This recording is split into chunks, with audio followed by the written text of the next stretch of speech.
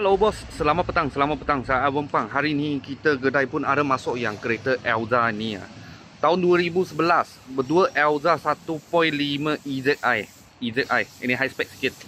Okey, harga cuma jual 18,800. Elza ini satu MPV car lah.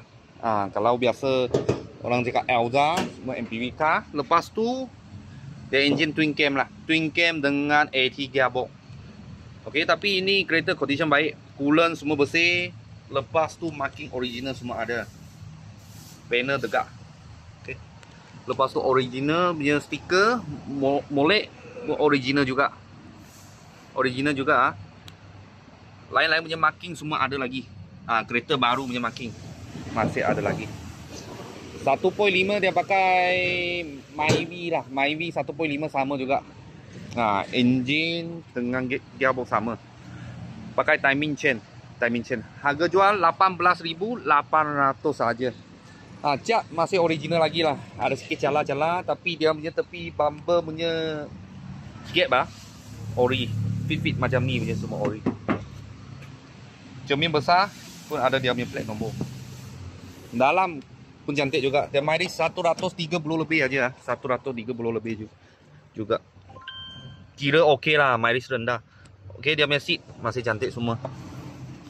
Tepi handle sini selalu jala Ini selalu jala punya. Kalau pernah pakai Elza ini semua orang tahu. Ini selalu jala punya.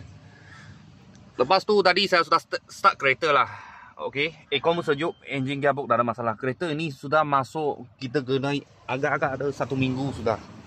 Ada 1 minggu sudah. Plate nombor di sini. Belakang macam ni. Tapi pintu dia punya cover tak ada cala punya. Cantik punya. Dalam punya seat, belakang punya seat pun cantik juga. Tak ada koyak. Okey, tak ada crack, tak ada apalah. Belakang macam ni. Belakang cat sini tak cantik sikit. Macam ni. Tahun 2011 tahun 2011 berdua Elza. Harga jual 18,800. Kalau bos-bos kawan-kawan siapa tengah cari berdua Elza MPV 1.5 auto, kita sini ada sebiji. Kalau ada apa mula-mula kita, saya akan video lagi. Thank you bos, thank you.